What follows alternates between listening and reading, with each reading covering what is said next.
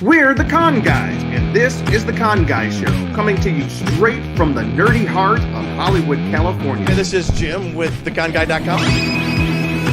She's been here with theconguy.com. Katie here, aka the Con Girl. Zordon did not want 5 teenagers with attitude. My name is Derek Sam. I'm Danae Sams, and that's my brother. We are your home for news, opinions, and interviews from the world of Comic-Cons and fandoms. Your ultimate insiders for all things con. Dun, dun, dun, dun, dun, dun, dun. I don't want to hum too much. We'll get banned off of taken off of. Hello there. Hello there. General Kenobi. Anyways, all right. Welcome everybody to the Con Guy Happy Hour, and we are super happy this week because this is where we as filmmakers discuss the worlds of fandoms, Comic-Cons, and films. And this week we wrap it all up into one because this week we're talking all about Star Wars. We're talking about Star Wars Celebration, which just wrapped up, I guess, just a couple of hours ago, just a few hours ago. It went all the way through Monday, which was kind of crazy. It's a pretty cool convention. It's Thursday through Monday. They have a lot to talk about. So we're going to be talking all about Star Wars Celebration 2023, which came to us from London this year. We're really Jolly excited. old. Huh? Jolly old. Jolly. Oh, wait, look who's here. It's the cheese. Speaking of Jolly. Hello, hello. All right. My name is Jim Fry. I am your editor of theconguy.com and one of your hosts here on the show. We're going to go around the horn this way. Lovely lady up at the top with me. Hello, my name is Danae. I am one of the Con Girls, half of the Samblings, the only one representing from both groups tonight, but I've known Star Wars since before I could understand it, so I'm here to talk some Star Wars. Cheeseman. Hey, what's up? It's Cheeseman, one of the founding Con Guy members and screenwriter. That's right. All right. Hey, everybody. It's me. It's me. It's me, old buddy Ben Cleaver. Yeah, I am an actor, writer, comedian, and regular host of this here show, The Con Guy. Not a founder, though. Early on in the process, but not a founder. That's right. And I'm Jake, and I'm also a writer and creative and a big fan living out here in sunny California. Bunch of writers, creators, filmmakers. We're all here coming from the nerdy heart of Hollywood. Ben, you also have another podcast that you're going to be jumping on and putting together. Can you tell us about that one? Yes, absolutely. Actually, the first episode premiered this week on Wednesday, last week on Wednesday, I'm sorry, which is traditionally Star Wars Day in our house because it's when any of the Star Wars Disney Plus series premiere their latest episode. It is called The Geek Seat with Ben Cleaver. You can find it on the Movie Melee Network on YouTube, and we're putting it up on anywhere you get your podcasts. So start searching for that. I think it's up. I know sometimes it takes a couple of days to process and get all that taken care of, but we did our first episode. It's me and my partner in crime, my producer, Detective Artemis, who I used to work with at that hashtag show. He and I did some shenanigans at some different conventions for hashtag show. And he approached me one day, like a year ago or something. He's like, "Hey, I think you should have your own show." And I was like, "Cool." And then we didn't talk about it for like 6 months. And then we finally got back into it. And we filmed a couple of episodes. We've got a whole bunch more with just ideas for episodes and bringing in special guests. I'm the host, obviously, since it's called The Geek Seat with Ben Cleaver. Detective Artemis, as I said, he is my de facto co-host if I don't have anybody else on the show, but he is also the producer and the mastermind behind everything. We did our first episode. We thought it appropriate to do our episode 1, talking all about the episode 1, Star Wars: The Phantom Menace. So you can check that out. Again, Movie Melee Network on YouTube. Check that out, and we will throw some links up on the Con Guy website and maybe a couple of clips or something. We'll see. Would love to. And for those of you thinking, why would you promote another show? Aren't you threatened? No, the more nerdy goodness. We're running for our lives. No, Ben's the cornerstone of the show here. If we lose him, we're dead. But I'm gone. I just think it's so great that Ben's doing this, and I love it. The thing is, like, one thing I want to bring out. Let me. We talked about it last week, and it's that dun dun dun. The Con Guy is 7 years old. We are in our 7th year, but the thing that's crazy. Yep. A lot of shows have just gone by the wayside. A lot of the shows that I used to listen to, and they just kind of don't stick around anymore. So I am always glad when somebody can jump in there and help keep this going. I was reading just this week in the New York Times how a lot of podcasts are kind of starting to, go away, but they were the really expensive ones with high name talent. In other words, the ones that cost a lot of money. And this one is not in that category. No, it is not. But Ben, since we have you here, that's right, folks. Do you have expensive hosts on your podcasts? We'll do it for pennies on the dollar. Pennies on the dollar. Like James Vanderbeek, I was reading how he was supposed to be doing a nostalgia, like a episode by episode breakdown of Dawson's Creek for $700,000 plus half of the profits. But that the plug's been pulled on that one apparently. But hey, Ben, someone wants to say hello to you. Blood good. All right. We got a few other folks to say hello to. This is General Gilman. The General is here and ready to rock. I like that name. One of our favorites, Andy. Always good to see you. Andy says, I have my Star Wars Celebration 2022 shirt on right now. That's awesome. He's so excited to talk Star Wars. Hey, we are talking also. Here is Mr. Mike Emke from Orlando, Florida. Mike Emke, of course, is the principal of We Be Geeks, which is a podcast network, which we, the Con Guys, are a part of. Mike, it's always to have you on, and thank you for your congratulations. And General Gilman, Ben, you can send me the link to that YouTube channel to Master Gold. Master Gold. All right. So anyways, we will be talking about that. But first, before we are about to jump into Star Wars Celebration, and like we were telling Danae before the show, Star Wars Celebration is a convention for Star Wars. We're just kidding. We're just kidding. She didn't ask us what that was. But no, and it's all things Star Wars. And it's produced by the Reed Pop Convention Organization, the largest purveyors of conventions, I think, in the world right now is Reed Pop. They do a lot of the big ones around the country and around the world. And I think they do a really good job. I was able to go to the one Star Wars Celebration never happened. What are you talking about? Fake news. What's he talking about? I don't know. You got there. He wasn't there, so it didn't happen. I don't know. Anyway, you were saying, Jim, yes. I was just saying I've been able to go to a few. I know some people here have been able to go to some of the Star Wars conventions. And Ben, I know you've been to the ones around closer here into Southern California. First of all, before we jump into it, tell me your impression of Star Wars Celebration and as it compares to other conventions. Oh my gosh. Well, in many ways, Star Wars Celebration is like any other convention that you're going to go to in terms of kind of the setup and like the physicality of it. It's you walk into a convention center, there's a dealer's hall, you can go around to booths and different things like that. However, this one is very specifically Star Wars, and to a slightly lesser extent, other Lucasfilm projects. I had the good fortune of being able to go to Star Wars Celebration 2015 when it was here in Anaheim, California, and the most recent Star Wars Celebration, I guess it was 22. It was supposed to be 21. They bumped it to 22. It also in Anaheim, and it is just, if you love Star Wars as I do, it is just all.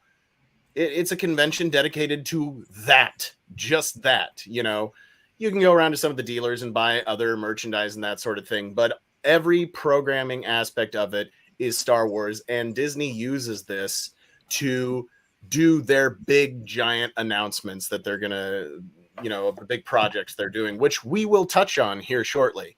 But I remember when Oh, hi, Jim. That was an accident. That was an accident. Keep going. Jim, you self-centered son of a. Listen, Gosh. I didn't do that. Luke's, I think Luke's Vulcan messing with him. snuck in here and cut the feed. I think Yoda did it. No, but Ben, you're talking about a communications disruption can only mean one thing. Invasion. Thank you, Jake. So yeah, but I remember in 2015, Star Wars Celebration is when they first dropped the trailer for Star Wars Episode 7, the Force Awakens, and I almost forgot the name of it there for a second. And you know, that's when they're dropping the big new things, and we saw that coming out.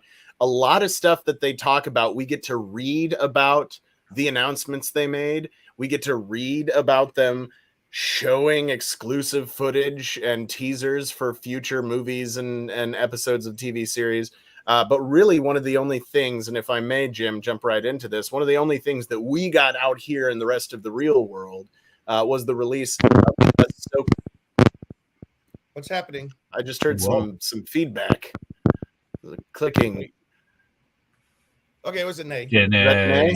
Oh no! I'm just gonna go in circle and cause technical issues. Jim went first, and I'm up next.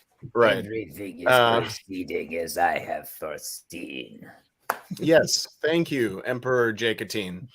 But yeah, one of those things that came out and we got to see out in the rest of the real world was the trailer for the new Ahsoka series on Disney Plus, which I am super stoked about. If you are not familiar, Ahsoka Tano was a character that was introduced in the Dave Filoni created cartoon series, or animated series, I should say, The Clone Wars. She was a young Padawan of Anakin Skywalker and had quite an incredible story over many seasons of the original Clone Wars, as well as the extra season that was produced for Disney Plus after Disney's acquiring of 20th Century Fox and Lucasfilm. And or no, I'm sorry, just Lucasfilm, but still. And then, you know, of course, made an appearance in live action in The Mandalorian, played by Rosario Dawson, and now getting her own series. Splendidly by Rosario Dawson. Splendidly, magnificently. Rosario, Yeah. I mean, and I just love Rosario Dawson anyway, because she's just an incredible actress. I mean, I love that she has been on, you know, Marvel's Daredevil. She was the voice of Batgirl, and now she's in Star Wars too. Like whatever next Disney princess film that happens, I want her to voice it so that she can like have all the Josie Infinity and Stones. the Pussycats too. Yeah, I love that movie. Cool. Yeah. Oh man, And Craft. She's been in Who everything. remembers her in Sin City? I remember in Sin City. I remember her in Clerks 2. Yep. And briefly in Clerks 3, if anybody saw that one. Anyway, incredible. But they're also bringing tons of other characters into the Ahsoka Tano series, including some that we have, again, only seen in animation, including Sabine Wren from Star Wars Rebels, which Ahsoka also had a story arc in that series as well, also from Dave Filoni, and Grand Admiral Thrawn, which is one of the biggest characters that people are just brain exploding about. If I were to say there were two, and let's not talk about the other one yet, the two biggest announcements of the weekend, Thrawn throttled it. That was probably one of the biggest announcements to come out of Star Wars Celebration this past weekend. Now, quick nutshell history. Yes, Thrawn. Grand Admiral Thrawn was a character that was introduced in the Expanded Universe books prior to the purchase of Lucasfilm by Disney. 1991. 1990 freaking one. Very much before. Heir to the Empire, published Empire. by Timothy Zahn. Yeah. I was just going to say, that's Timothy Zahn, isn't it? Yeah. That's what some of the best books in the Star Wars Expanded Universe are Timothy Zahn. But that being said, introduced years ago in the Expanded Universe books, was taken off in different directions in all different kind of Expanded Universe media. When Disney purchased Lucasfilm and said, no, the Expanded Universe is no longer canon, it is now Star Wars Legends, everybody was like, no. However, they have shown a lot of propensity to cherry pick stuff that people really liked from the expanded universe, because there's a lot in the expanded universe, or Legends now as they call it, that's not that great, and there's some of it that's absolutely brilliant. Now what we're seeing on the screen right now is Grand Admiral Thrawn from Star Wars Rebels, the animated series that ran for 3 seasons, I want to say. I think so. He played a pretty major role, especially in the latter half of that series. And go watch the show because it's really good, but it disappeared essentially at the end of the show. It's explained how he disappeared, but we don't know where he went, including another character that may also be showing up in the Ahsoka series. And so that was a big thing for a lot of fans, to see this character from Legends or the expanded universe to come into the animated series of Disney. And people have been chomping at the bit saying, once they announced the Ahsoka series, they are saying, Thrawn has got to be in this show. They've got it. Who's Thrawn going to be played by? And all these names were floated around. And I think I think a really, really good decision was they cast Lars Mikkelsen, who was the voice of Grand Admiral Thrawn in the animated series, to play him in live action, which I think is just an awesome choice, an awesome casting choice. And so we got little teases of Thrawn in the trailer for Ahsoka. We also got he looks, you make him blue, he is Thrawn. I mean, he's perfect casting for this. He is Thrawn. There's no question. It's not, he's playing Thrawn. He is Thrawn. He is Grand Admiral Thrawn. So people are really, really just stoked out of their minds, bro, for Grand Admiral Thrawn to be coming into live action Star Wars, as well as another fan favorite character, as I mentioned before, Sabine Wren, who's coming in. And oh no, I forgot the actress's name. I'm horrible. I almost went to grab my Thrawn action figure from the 3PO case in the back, but I don't think he's in there. I think I sent him to my niece and nephew in Chicago. So I'm glad you guys had a photo. Hey, Ben, so the actors and actresses announced: Ray Stevenson, Ivana Sakno, Diana Lee Inosanto, and David Tennant. Also, let me see. Is he playing the robot? Is he back as the robot that he played? Well, David Tennant was a robot in Clone Wars, right? Yes. Yeah, so he's back as the robot, right? But here's the other: Cynthia Erivo, David Diggs, Anika Noni Rose. I didn't know she was in it. That's cool. Oh, it's Natasha Leo Bordizzo, who's playing Sabine Wren in the live action series. And side note, she also appears in the movie Guns Akimbo with Daniel Radcliffe. Freaking incredible. Ultra violent, like action comedy. Rated R. Don't let the kids watch it, but really fun movie. That's where I first saw her. And then they said, oh, she's going to be playing Sabine Wren in the live action Ahsoka. And I was like, boom, perfect. Also, we're getting Angelica Houston and Daniel Day Kim are going to be in the series. So this is pretty cool. It's a stars-packed series. Oh, and Michael, by the way, Mike Emke, Tennant is playing. Thanks, Mike. Hu Yang.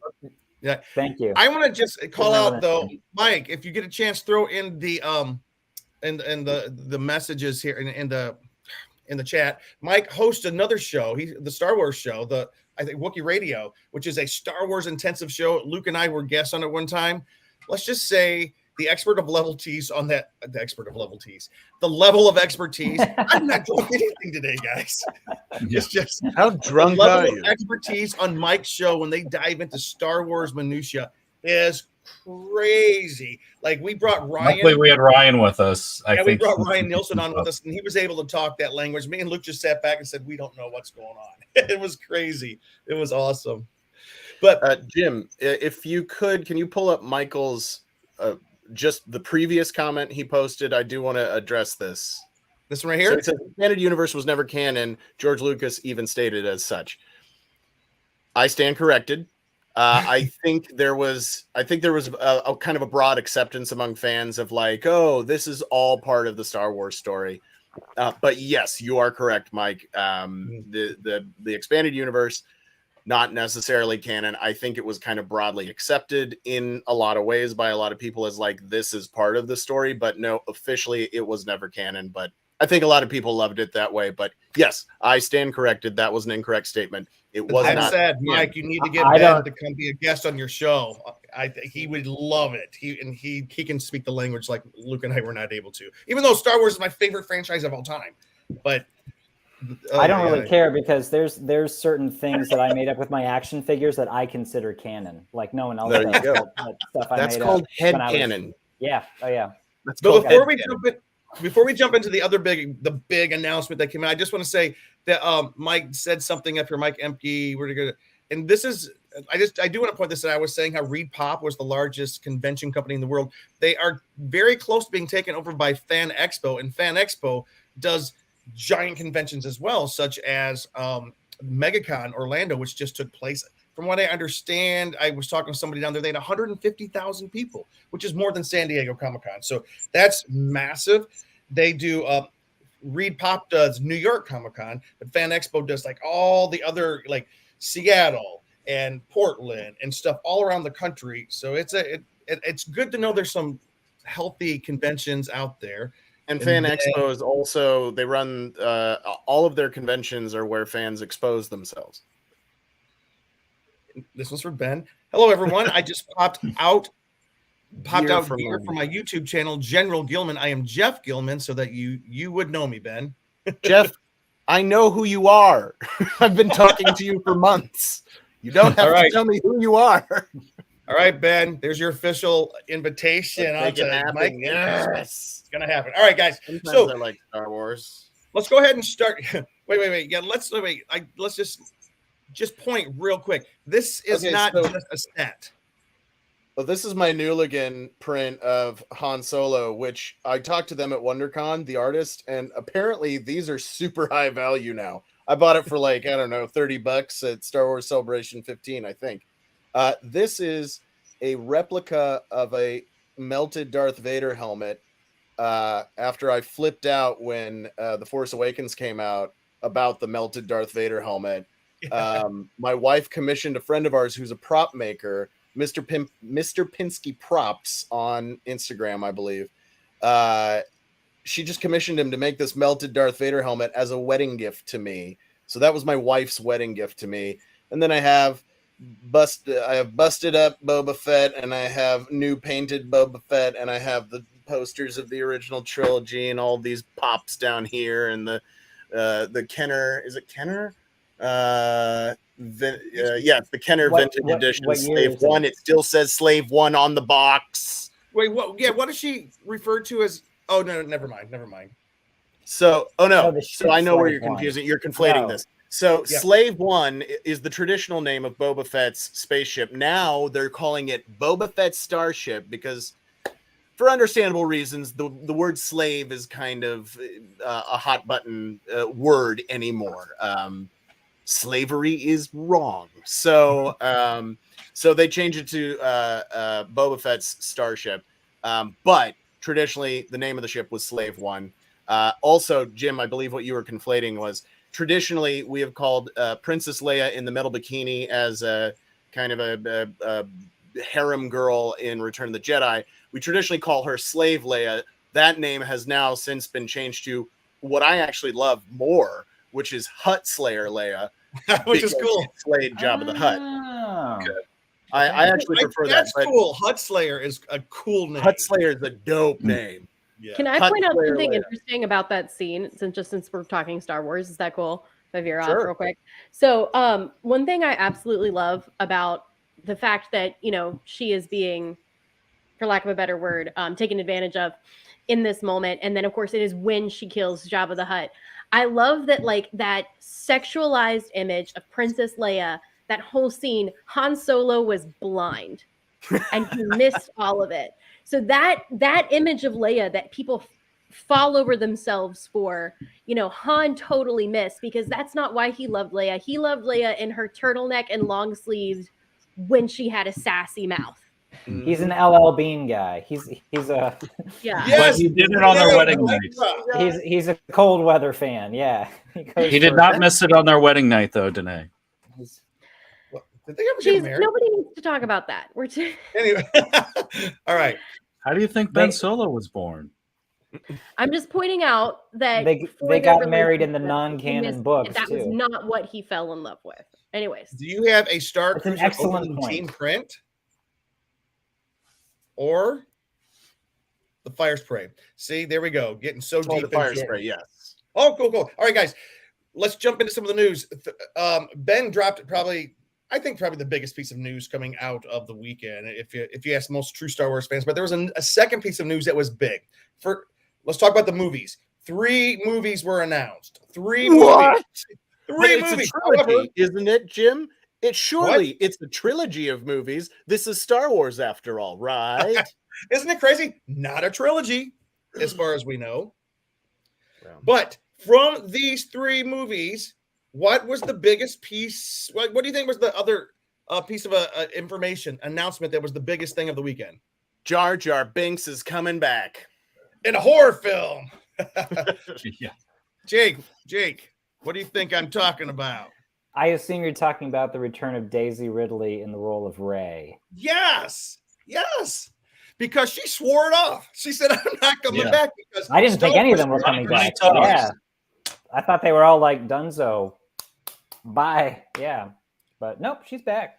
She's back in the movies. I have a feeling that backing up a Brinks truck to your back door has a lot to do with it. But I think that she had a good time. Daisy Ridley's a pleasure. She's just such a joy. I'm happy to hear this. So, Jake, what do you know about I'm sorry? I said she and Jim briefly dated. Oh, that's how he knows. She's lovely. My heart. Nice. Hey, Jake, why don't you tell us what do you know about this film that was announced? Well, it's going to be directed. Let's see. Sharmina Baid-Chinoy is in charge of it. The script is from Stephen Knight. For everyone who's watched Peaky Blinders on Netflix, he created that show. So he's writing the script. There's no title for it yet, but it looks like it's going to pick up like well over a decade or 15 years after Rise of Skywalker ended. So there's going to be a little bit of catching up. Try to find out what Rey's been up to, how many other Jedi she's been able to find, maybe train, start her own academy, pick up where Luke left off, where he failed, or succeed where he failed. Seems like the only thing they really confirmed was the creative team behind it and the fact that she's going to be in it. Yep, that's a pretty big. Did they confirm if they're actually going into these films with a plan this time? I think that's my big question. Probably. I mean, it's kind of interesting to say like here's a movie instead of like you guys. It's not a trilogy about Rey. Because Disney themselves came forward and they were like, "Yeah, those Star Wars films probably would have been better if we had a plan for all 3 going in." And I'm like, did we learn from this? I hope we did. I bet you they did. Well, if she has to age 15 years, she better start drinking and smoking, to get that 15 years going pretty fast. Daisy Ridley still looks too lovely to do this, but yeah. I think they can age people. If they can make Harrison Ford look like he's 50, I think they can make Daisy Ridley look like she's 35, 50. Yeah, it's like the opposite of what they've been doing for everybody else. Yeah. But Kathleen Kennedy did an interview with IGN where she kind of gave some clues as to the movie. The one thing she did say was that Rey is a little out of sorts. Like she's not on top of the world. Things have kind of gone a little bit bad. So imagine that. It makes for good filmmaking. For a Jedi? No way. So Oh. wait till you see BB-8. All right, and I'm going to wade in. He's rolling with a limp. Yeah. I think that I don't think sometimes I shy away from any kind of controversial stuff, but let's just put it out there, and I would love for Danae and Ben to comment on this. There's been haters and lovers. Haters and pros and cons out in the fandom because, Star Wars is not – I'm a Star Wars fan, but I can tell you it's not always the nicest fandom. Some people are really into this idea of bringing back Rey. Some people are not. I would love to know what you think, Danae. I mean, I'm sure I will watch these films. Let me preface this by saying I have not been myself since December for personal reasons, so I probably will have a darker answer than usual. I feel like with Disney at this point, we've reached diminishing return on everything. Like I'm excited for Guardians of the Galaxy, but I'm not excited for anything else in Marvel right now. Everything's just kind of like, okay. And that's almost how I feel with Star Wars. I mean, like I haven't finished Book of Boba Fett yet, and I still haven't started this season of The Mandalorian. I mean, I love Star Wars. I will always say that Empire Strikes Back is on my desert island list of 5 movies. This is what I have on my Star Wars collection. It's a heart box that my niece made for me because she knows I love Grogu / Baby Yoda. And she drew it and she wrote Aunt Nay, which is my name on the back. It spelled it A-N-T. So Star Wars will always hold a special place in my heart. But for so many things like this, I feel like we're reaching that meme of Mr. Krabs walking up to the grave. It's like, am I really going to desecrate this for money? Yes, I am.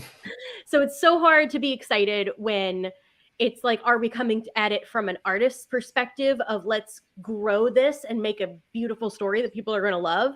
Or are we coming at it from the executive perspective of like, how can we make a couple more $1 billion right now?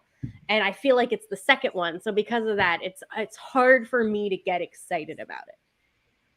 Huh. I'm sure it'll still be fun. I'm sure plenty of people will enjoy it. I'm not excited yet. Like I'm hearing about it and I'm just like, okay. Ben.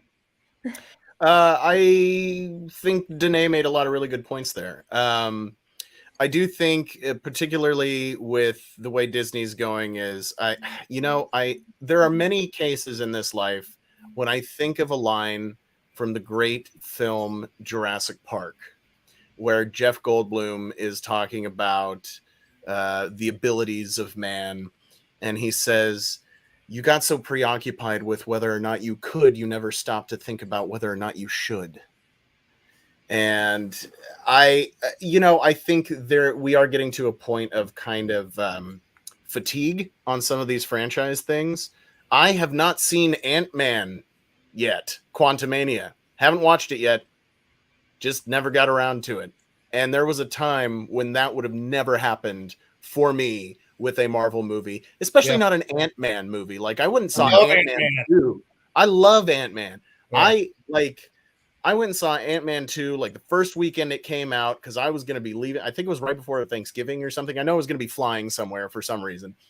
And I was like, babe, I said to my wife, I'm like, you want to go see Ant-Man 2? And she's like, I don't really want to. I'm like, screw that. I'm going by myself. And so you did see it. So I did see Ant-Man 2. 2, but this is my story about Ant-Man 2. So, but now Quantumania is out. I saw the trailers. I was like, that looks great. I'd be excited to see Ant-Man again. And then I just never got around to it, which is a weird thing for me. And so I do think I'm experiencing a little bit of particularly Marvel fatigue, but that plays into this whole idea of what Disney's doing. You know, they have all these popular franchises that people... That is one big pile of shit. Another great Goldblum line from Jurassic Park. Thank you, Jonathan.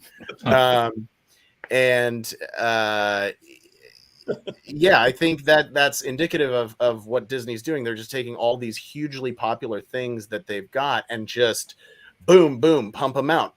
And I think people are trying to strike a balance, whereas the executive idea of let's keep pumping this out and see how much money we can make off of it. Or I don't even think it's that. I think it's keep pumping it out because we are going to make a bunch of money off of it. Life finds a way. Jurassic Park is the fount of all good. I like how we're completely focused on a different Kathleen Kennedy production, right? That's true. But for me, with Star Wars, I continue to watch everything. I watched Book of Boba Fett through twice. Is Book of Boba Fett a good television show? No, it is not. Do I want at least 2 more seasons of it? Yes, I do. And I've kept up. I am current on Mandalorian. I'm current on everything Star Wars. And my wife puts it the best way. She says, Star Wars is mac and cheese. If you put it in front of me, I'm going to eat it. And I think there is a balance where there are. I think the sequels, in my opinion, were. I mean, they came out and said we didn't have a plan, and they were just thrown out there. And they're like, put this director in charge. No, never mind. He wants to do something weird. Put this director in charge. I don't know. That guy did something weird. Retcon it all in the next movie. And it was, in my opinion, a big mess. And so I think there is some, I think it's deserved that Disney's getting some pushback from the fan community on saying, hey, you've taken this thing that we've all loved, you promised us more of it, and then you kind of just messed it up. That being said, I think there are people specifically like Dave Filoni and Jon Favreau who are big Star Wars nerds and really want to create more in this universe and make really good stuff. I think Favreau, to a lesser extent, I'm going on a tangent. I apologize. I'm going to steer this back. The last thing I was going to say is I trust them with Star Wars, though. Yeah, I think I trust Favreau them more than George Lucas with Star Wars at this point. Right. I think Favreau is a great director and a great producer. I don't think he's as strong of a writer because the last few episodes of Mando that he wrote weren't necessarily my favorite. But Filoni and Favreau together are huge Star Wars nerds that are passionate about the universe and they want to keep pushing it forward, which is why I was so excited to see that Filoni is going to be directing a movie that's going to be tying a lot of the Disney Plus TV shows together. Yes, I love how you pulled it back. Rolled right into that segue. Woo, yeah. Tell us about it. And that's pretty much all we know. It's like Filoni's film is going to pull together threads from the recent Disney Plus series. So we're probably going to see Mando, maybe Boba Fett, definitely Ahsoka, I would imagine. I don't know about like Skeleton Crew and definitely not Acolyte. That takes place in a different era. I bet you Bo-Katan is going to be a big piece of it. Bo-Katan, definitely. Yep. So that's to see all that kind of pulled together in a cinematic way, I think is going to be really cool. And I'm excited about that. And who knows, you know, with these other films that they're doing, particularly really quick. Sorry. Particularly James Mangold's film, which is going to be set, and I believe Andy Harrow posted this in the comments just a little bit ago, set almost 2,500 years before episode 1, and it is about like the formation of the first Jedi. So I think these are really good opportunities to do universe building, and I hope that Lucasfilm and Disney as the parent studios are going to be open to allowing these directors and the writers to really do some truly artistic and creative universe building with these projects that who knows, that might spin off into a trilogy, but I'm glad that they're not saying that right off the bat. You know, it might be in their mind to be like, oh, this is going to be another trilogy, but they're not going to say that right off the bat because they saw what happened the last time they did it. Jake? Oh, I was just saying, like, we generations of people know Star Wars as sets of 3 films that tell one story. And we always forget it began as one film that, if you watch on its own, does tell a complete story. Yeah. And that's how everyone who saw it in theaters would have approached it and embraced it. And so it's kind of nice to see that they're going back to singular tales in, like, I know they did it with the spin-off Rogue One and Solo, but even those tied into that broader story, whereas these are now completely satellite branches that you can start with one, and then yes, the one that has more places and more opportunities to go, you can expand and maybe see if you can make 2 or 3 more movies out of that. I don't know. Jonathan Wilkinson, yes, and more of the Senate, please. Star Wars C-SPAN. That's hilarious. Here, by the way, speaking of movies, we're going to talk about 2 more movies real quick, and then we're going to zoom through our TV streaming stuff. One movie, there 2 movies got a lot of attention. One of them I'm super stoked about, and that is for those of us who grew up loving the original trilogy. This is the 40th anniversary of Return of the Jedi, which is coming back into theaters starting April 28th. Release. It's going to be back. And this is the new poster that they're releasing. And the artist who created the poster said that the reason that this poster features only 2 characters, really, you know, most Star Wars posters has all the characters. But he said Return of the Jedi is really about Darth Vader and Luke Skywalker, and it's I love this poster. I really, really love this poster. Great Father's Day film. Oh, it's going to be out. Yeah, that's going to be great. So the Emperor is on that poster. He's very tiny, but the Emperor is on there. Where do you see him? Right he's in right, Luke's crotch. He's right below Luke's junk. I thought that was an Ewok. No, it does look like an Ewok. Does that look like an Ewok? Yeah. I'm gonna have to blow that one up, and well, anyways, just like the Death Star. Okay. Oh yeah, Okay. he's sitting on a chair on his throne. But there's one other. Okay, let me get rid of that. So there's one other movie that perhaps the biggest movie of Star Wars Celebration was. Bum, ba, ba, ba, bum, ba, ba. Indiana Jones. It wasn't even a Star Wars movie. That's why we were baffled. The Dial of Destiny. Indiana Jones, the stars and filmmakers of Indiana Jones and the Dial of Destiny dazzled the crowd with a brand new trailer and a poster. Phoebe Waller-Bridge and Mads Mikkelsen were there. Mads is getting a lot of Lucasfilm stuff these days, along with the director and co-writer James Mangold, who also has a Star Wars film, which is kind of cool. Okay, And so then, real quick, James Mangold, like a Marvel movie, an Indiana Jones movie, and a Star Wars movie, like, hey, like share. That's well, it. you know, that's all I'm saying. Remember back in the day when all these mergers were happening, and our government said, no, it's not going to get rid of opportunities for other writers. We're not going to have just one writer writing a bunch of movies for every single. Anyways, I'm not going to go let there. James Mangold fulfill every child's dream from the 80s. But anyways, did you guys see the new trailer for Dial of Destiny? What'd you think? Yeah. Hey, and Luke. I'm gonna go into it with very low expectations.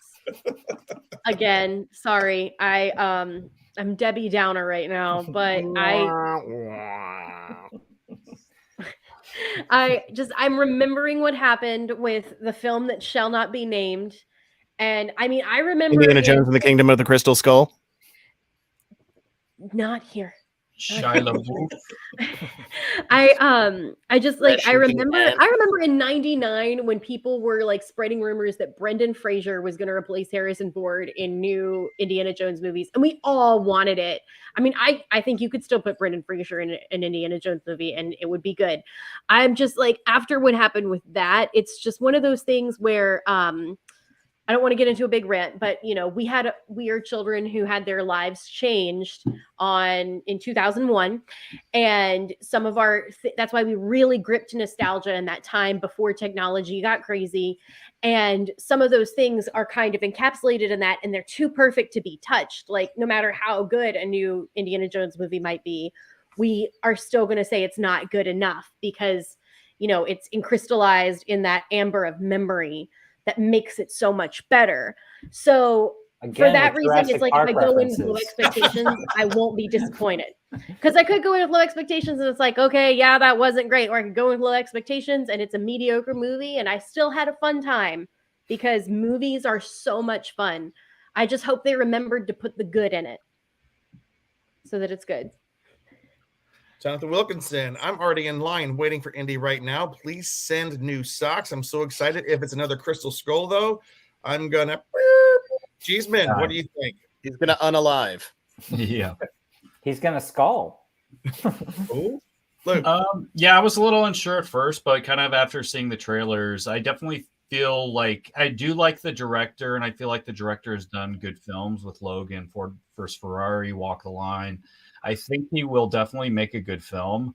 Whether or not this feels fully like an Indiana Jones movie will be kind of the biggest question. But I mean, based on what I'm seeing in the trailer, kind of the artifacts, you know, and kind of the personality, I do feel pretty good about it. The only kind of concern that I feel like, will it feel like, you know, like that cinematography kind of masterpiece like the older films did, like have those very cool like cinematic moments that you'll want to see as a poster on the wall or that people duplicate, because this feels a little bit more like it's taking on more of that modern kind of cinematography of like a Fast and Furious or like a Bourne Identity, where it's like following them doing it. Handheld. Cool. handheld mic or camera. Every movie looks like this now. Every movie.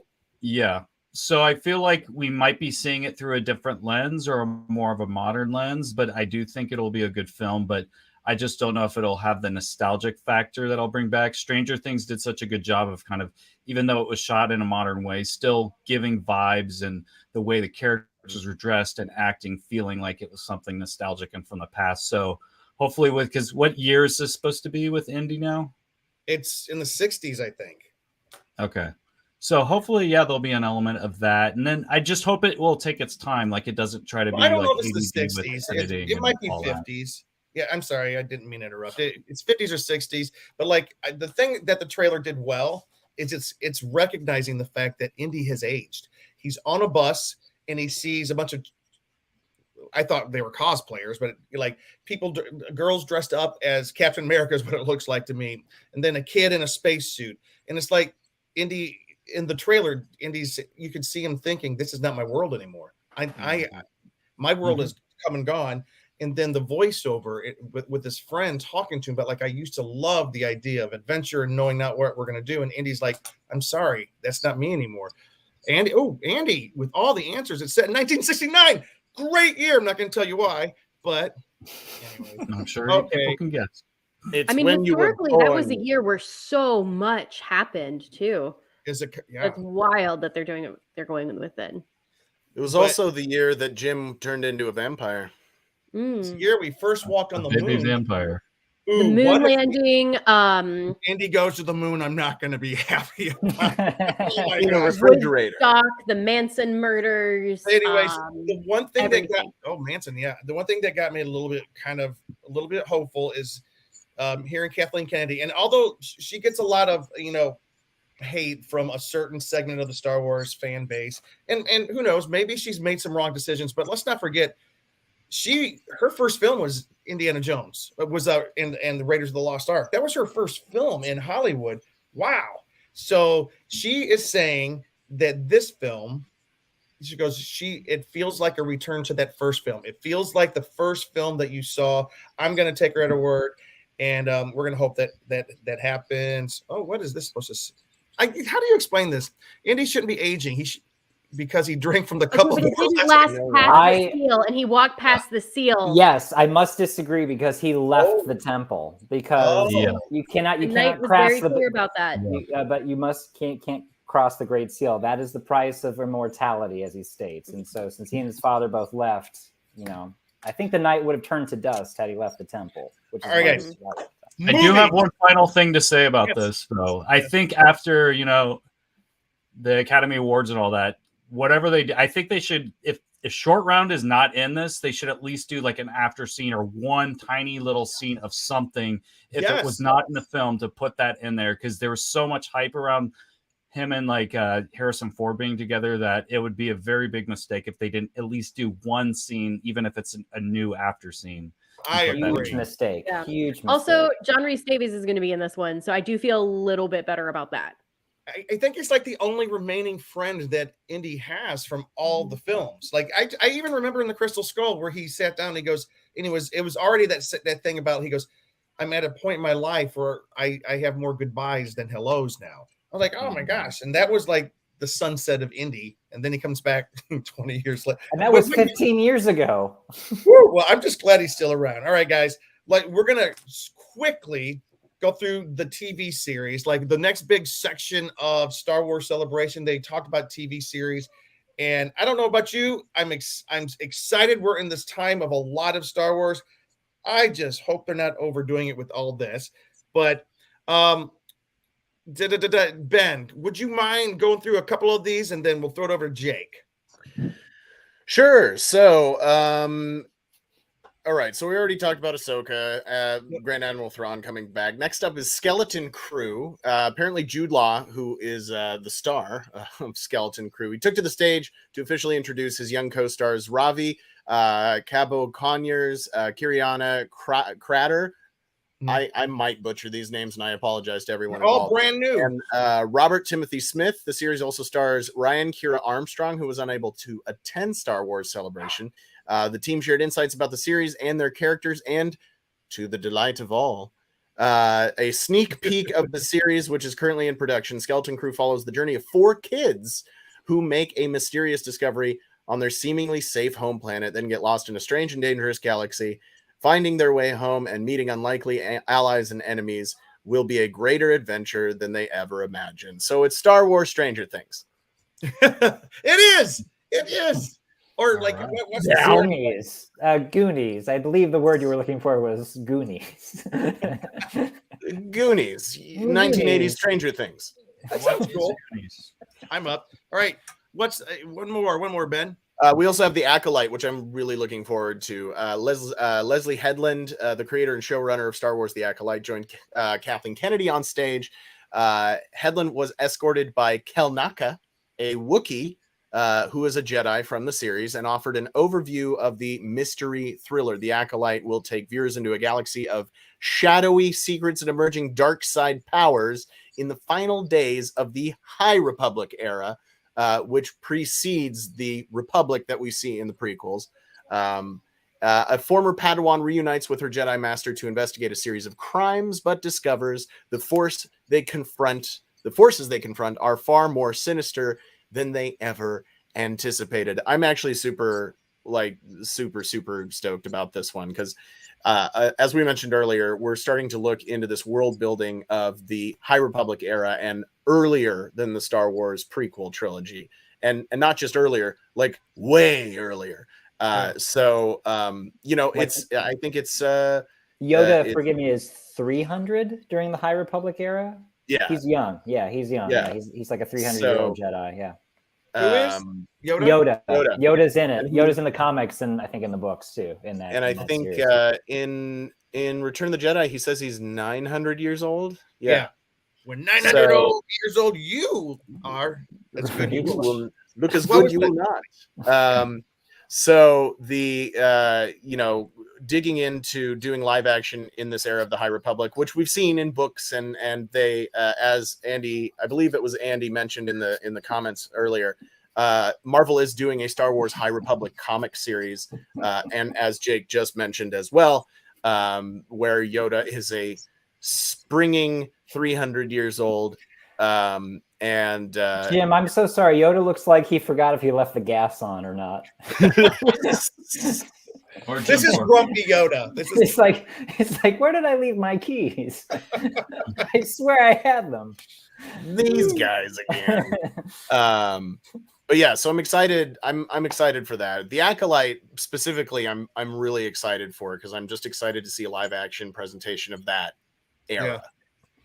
So Jake, tell us about a couple more. Oh, next our follow up some of the ones I've watched. Did you like Andor? There's more Andor on the floor. Next up, they were talking about season 2, which is going to be the final season of the show, leading into Rogue One. So Tony Gilroy was there, along with Diego Luna, Adriana Jana, Kyle Soler, Dennis Goff, Genevieve O'Reilly, Andy Serkis. Fan favorite Andy Serkis, another man who just can't keep his toes out of a big franchise, for heaven's sake. He's like, what's that? The One Ring? Boop. What's that? Marvel? Boop. What's that? Star Wars? What's that? Batman? Like, that's the guy whose career every 80s kid wants. But they were there talking about season 2 as more assembling, fledgling rebellion stuff and cool stuff is going on. And then there were 9 new shorts for Star Wars Visions, the animated anthology that was like cool stories, animated tales, some very short, some a little bit longer, but stretching. And there is a trailer for that. I did see that. Some of them, like, definitely animation look a lot better than others. There's one that almost has a little bit of that Wallace and Gromit kind of look to it. That one seems very interesting and all that. And then there was another one that looked pretty good, but some of the animations were so in my opinion. But well, tell us about Visions though, Jake. Why does the animation look different from short to short? These are all coming from different studios from around the globe. So all these different studios are bringing their own animation style. So you might have something that resembles something closer to stop motion, something that's closer to anime, which is a lot of them have that. Something that's like in the first season, they even had some that were almost like ink styles or something like that, like really traditional artwork that was like fascinating. The first season was really cool. Really cool. I My didn't dog see is it. barking. I need to go back and see it. The trailer definitely made me want to go back and see these, though. It's on Disney Plus, baby. Just go watch. I will. Stream it now. So, Jake, there is one more that they kind of. That's right. There's a cool one coming There's up. a couple more. Yeah. There's more Bad Batch. They just wrapped their second season. The third and final season. Oh, both these shows are wrapping up. The third and final season of Bad Batch in 2024 is going to finish telling the story about the basically the clone troopers that didn't follow Order 66, that went off on their own. Clone Force 99. Like, Jonathan said they need to make a band of brothers. Okay, is that what you're going to say, Ben? Well, no, at first I was going to say I love the Bad Batch and I'm so excited for the third season, but I was just reading Jonathan's comment in the posts here, and I could not agree more with exactly what he's saying here.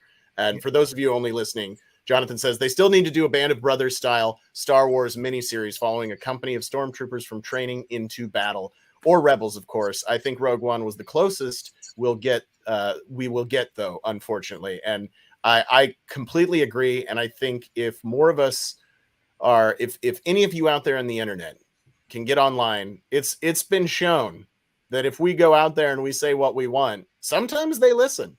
But Sometimes. isn't Bad Batch close to kind of that storytelling? It's a little bit. It's more of a almost like spy thriller kind of genre, but you know the closest we've gotten, I think, is as he mentioned, Rogue One, and then Andor is almost like a Cold War era spy flick. Like Andor is really cool, and it's still Star Wars, but it's gritty in a way that makes sense for Star Wars. And so I couldn't agree more. Week. I just finished it. Yeah, but like a war epic style miniseries like Band of Brothers or something like that, based in the Star Wars universe, I think would just be awesome. Yeah. Sorry, Jake, we were interrupting you, or we're amplifying you. Well, we were talking about Bad Batch. Chiming in. Yeah, chiming in. And then which one are we talking about now? We just got a couple more. Go ahead and finish them off for us. Okay. Then we got Young Jedi Adventures, which is set 200 years before the Phantom Menace during that aforementioned High Republic era. This animated series follows Jedi younglings as they will study the ways of the Force, explore the galaxy, help citizens and creatures in need, and learn valuable skills needed to become Jedi along the way. And that's coming out May the 4th. Yep. And there is a trailer on that one too. Yep. Already. And then they also announced May the 4th as well. Which one comes out May the 4th? Visions, the second season 2 of Visions. And then finally, Dave Filoni announced that Star Wars Tales of the Jedi was going to have a season 2 on Disney Plus. Big surprise. Yeah, and that was at the end of the panel celebrating the 15th anniversary of the Clone Wars. Yep. So they're going to do more Tales of the Jedi. All right, real quick, guys. Danae and Luke, too much, too little, just right. What do you think about all these Star Wars we have coming out on streaming? I've talked enough about this. Man. Yeah, there's some stuff that's exciting, but some, there's not a lot here that's like, wow, I'm really excited about this next phase here. I mean, there are like I've enjoyed Mandalorian. I'm excited to see Rey come back and some other stuff, but they still haven't gotten to the point yet where I feel like they've completely done things right with this version of Star Wars. But you never know. We'll see what happens with this. And I did watch the trailer of that, the kids one. It's cool that they're doing something for the next generation, but then sometimes it's like, do I like this style of animation, or do you want to one day be stepping on these toys, these like weird looking toys of these animation things? Because you want, as an adult, you want Star Wars to be something you could enjoy with the next generation, or have a look that feels watchable to both adults and children. And I feel like that's what works so good about the original trilogy. It's kind of like an all ages kind of thing, where I think a lot of the approaches should foundationally have that. Of course, have your other directions are specific towards different people or different backgrounds, but I feel like the foundation should be Star Wars trying to make something for everybody, young and old. Yep. Do you guys remember back though when was it, like a year, 2 years?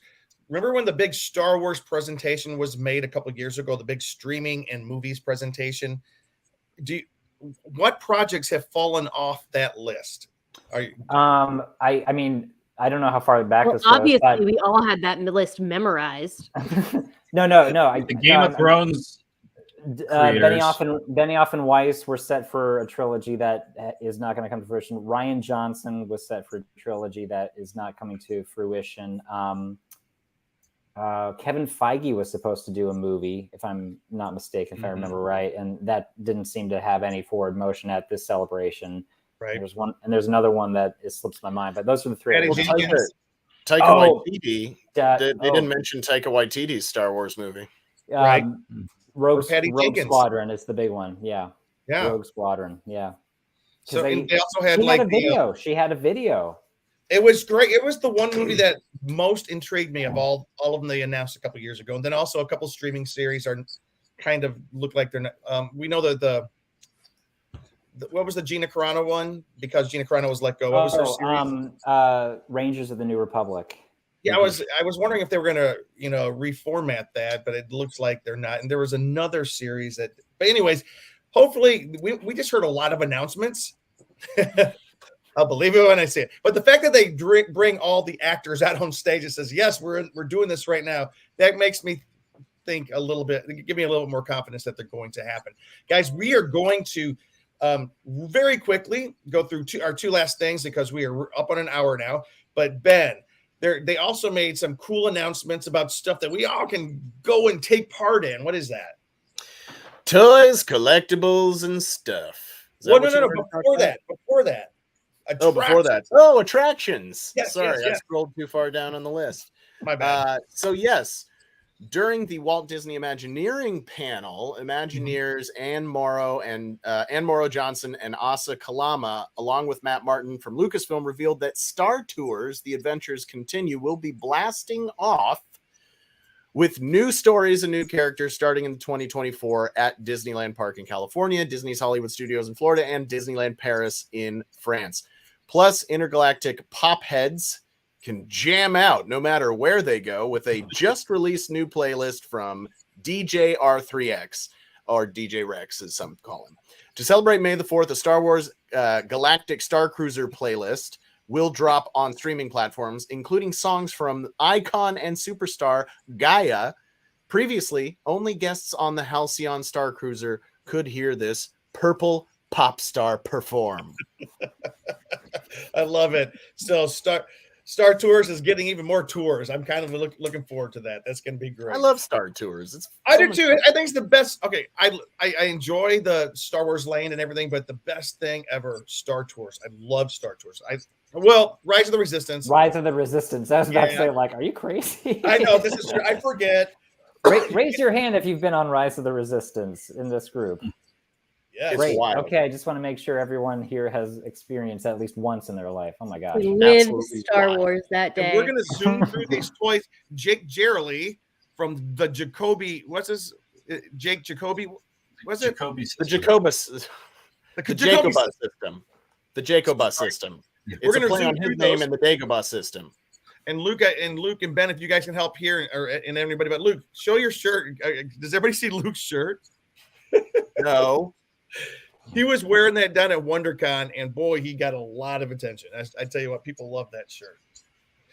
All right, so anybody know what this is right here? Well, Jim, this looks They're little bricks that seem to connect together. This is the new Connects Star Trek The Next Generation set. No, this is actually one of the two new sets that the Lego Group has released, celebrating the 40th anniversary of the Return of the Jedi. This is the Endor Speeder Chase diorama. It consists of 608 pieces and includes 3 Lego minifigures. That's Princess Leia, Luke Skywalker, and a Scout Trooper. 2 removable speeder bikes with transparent stands, which allow the bikes to tilt, conveying movement, as you can see in the photo right here, as well as 2 buildable trees and more forest elements. Yeah, it looks cool. All right, next, let's just go on. What is this? Oh, these appear to be Funko's new micro-sized Star Wars Bitty Pops. Funko unveiled the new Star Wars Bitty Pop line, tiny versions of the toy maker's iconic Star Wars Pops. Launching this summer, the first wave of Star Wars Bitty Pops takes inspiration from the film that started it all, Star Wars A New Hope, and features Luke Skywalker, Leia Organa, Darth Vader, and more. We've also got a TIE Fighter pilot. We've got C-3PO, Han Solo, looks like Chewbacca, a Stormtrooper, R2-D2, Greedo, and 3 mystery figures, at least on this particular slide that I'm looking at the moment. It's going to be cool. All right, and then we're going to go through about 6 or 7 of the Hasbro Black series that figures that were released during Celebration. So, see if you guys know who this is. Real quick interjection. The Lego's also releasing a 807-piece Lego set of the Emperor's throne room on the Death Star 2. Nice. Which also includes Luke Skywalker, Emperor Palpatine, and Darth Vader. You know, it includes lightsabers, Sith lightning, a rotating throne, and all that fabulous stuff from that iconic showdown at the end of the original trilogy. Sounds like a Samblings project. I know the Samblings love their Lego bricks. Yeah, I mean, he's not here, but Derek and his wife just finished their Millennium Falcon Lego set. I think it took them 2 years or something like that to make. Wow. And they got a little busy raising children. But yeah, if you guys get the chance to check one of those out, they are amazing. Do you know the dimensions on that bad boy? Like not inches and feet, but just like it's dog bigger, size. It's about the size of like a golden retriever if that golden retriever were laying down. All right. That's big. That is a big. Derek's going to have to do a special video purveyor of that. All right, guys. I'm going to show you really quick some of the Hasbro characters that came out this week. Do you guys know who this is? Weird alien guy. It's the Hammerhead alien. But this one's specific to Star Wars Galaxy's Edge in the theme parks. This is he's the proprietor. Yes. Did you say that, Jake? What? Did you that say was that? Me. Okay, sorry. All right, here we have. This is Darth Maul with robot legs. Maul. Oh, when he had legs. Yeah, this is cool. From the Last Jedi, Return of the Jedi. It's a great sculpt of the face. Yeah, I don't know who this is, Jim. Yeah. This is Luke Skywalker from who? Luke Skywalker. I don't know who that is. Toying with me right now. All right, and here it is. Look at the poster behind this. There's the Revenge of the Jedi, the famous poster that never was. Wow. And this is the Darth Vader red tinged Black Series character that's going to be coming out.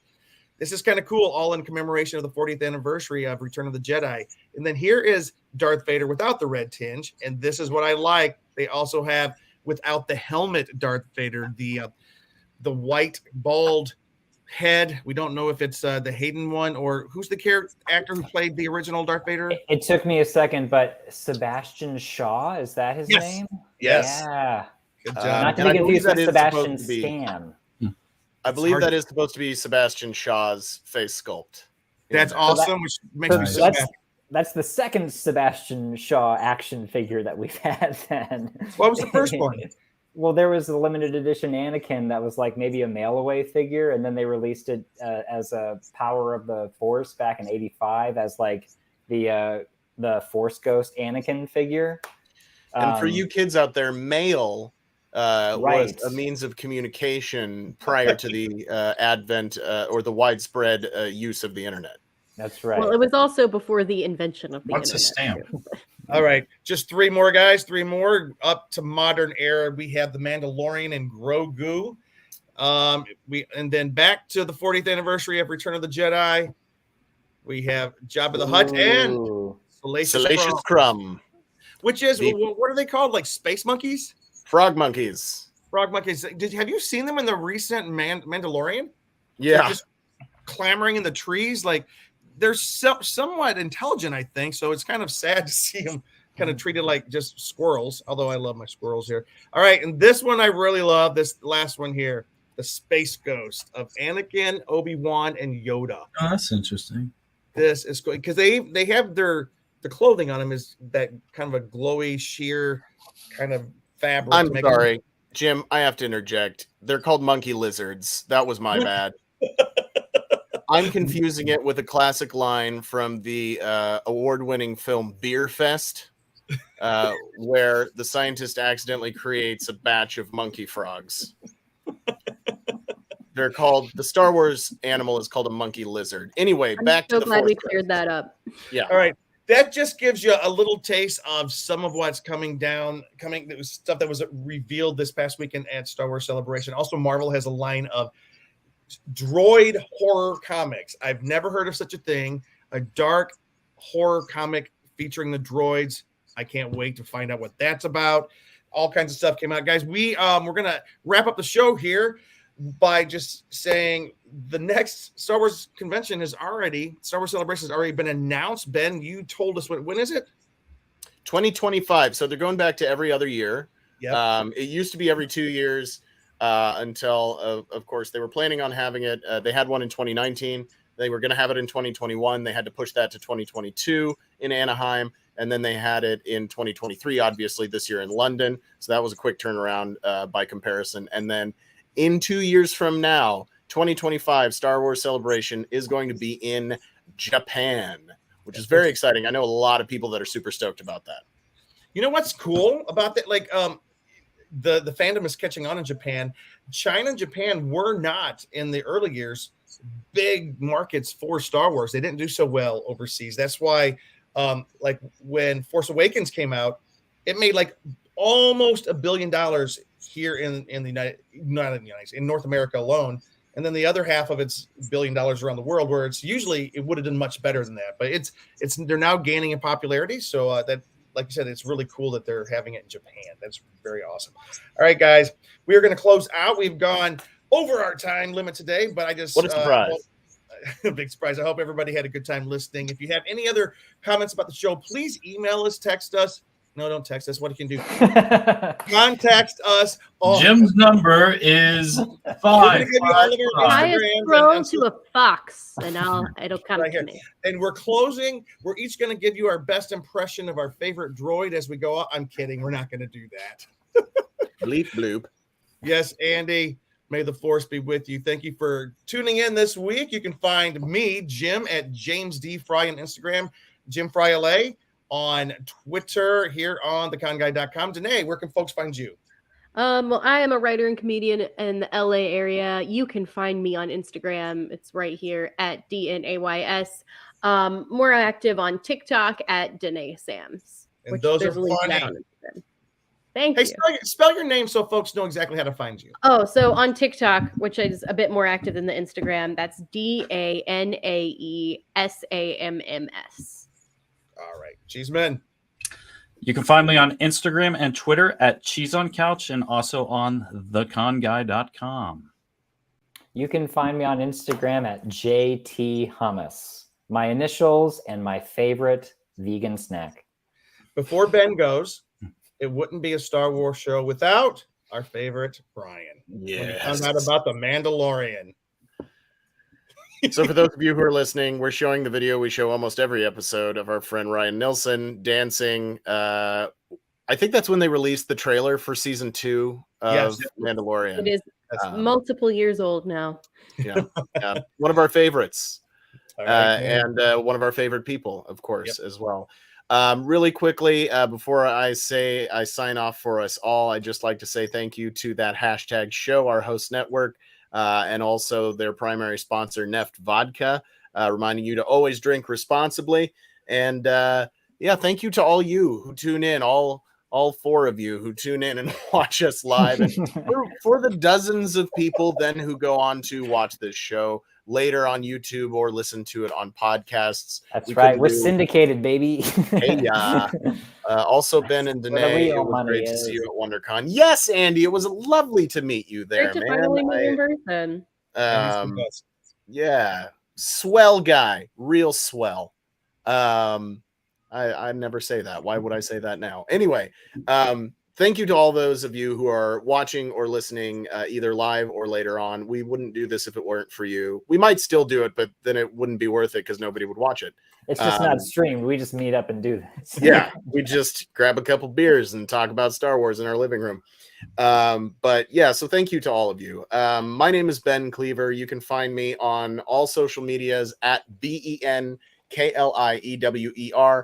You can also search the hashtag BK421. I haven't done a lot of posting, but I am and am planning on being more active on Twitter, if that's still around, TikTok, if that's still around, and then Instagram. Those are the primary ones: Twitter, TikTok, and Instagram. I don't think there's really another social media platform. I do Facebook. That's just my personal stuff. Like that's not. I don't. Anyway. I also am a comedian like Danae. I do comedy all around Los Angeles like Danae. Thanks for watching the Con Guy podcast. Thought you were going to announce a show. I do any fine folks have shows coming up. Yeah. If we're in the LA area, we can come and see you perform. Oh, yeah. Well, Danae, do you have any shows coming up? Yes, but I don't have the brain power to give the dates. Right. That's okay. Check my Instagram. It'll all be there. Instagram. Yeah. She gave it to you earlier. You can also, I've got a couple shows coming up in the next few months. I'm hoping to be adding more, but the next one that I know of right now is going to be April 19th at The Trip, Santa Monica, which is a sports bar. It's actually a variety show. It has comedy. It has music. It has burlesque dancing, if you're interested in that. And so I'm really excited. I've done this show. It's called Trip Tease.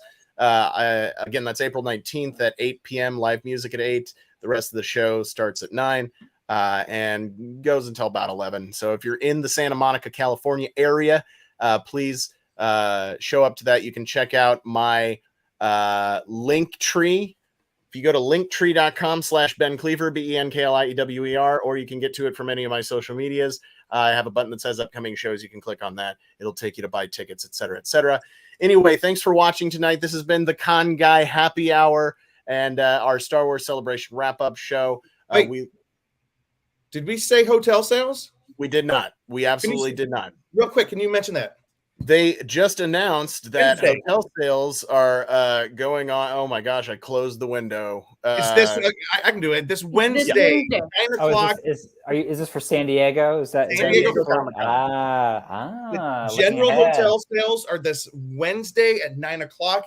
If you should receive an email ahead of time. If not, just log into your member ID the morning of Wednesday, the 2 days from now, 12th, and it'll be over in 45 minutes, folks. So get in there, get your hotel, get in line, and put your bid in, get something. But don't despair if you don't get a hotel that morning, because hotels will be released afterwards, because everybody goes in, bids on the hotels, and then forgets to go back and pay their deposit. So you will have a hotel. You may not have a downtown hotel, but if you want to be downtown near the action Wednesday, you need to get in there 9 o'clock in the morning. Sorry, we should mention that earlier. My bad. All right. And Ben, take us out. Thanks for watching the show tonight, everybody. Again, I'm old buddy Ben Cleaver, and people ask me, why are you drinking out of this red cup? And the reason is because whenever Ben Cleaver shows up, it's always a party. Have a good night, everybody. Thanks for listening to The Con Guy Show, the official program of theconguy.com. Find us on the We Geeks Collective or anywhere you listen to podcasts. And now on sci-fi.radio, Saturdays at 4 o'clock Eastern, 1 o'clock Pacific, both AM and PM. That's 9 o'clock Greenwich. It's sci-fi for your Wi-Fi.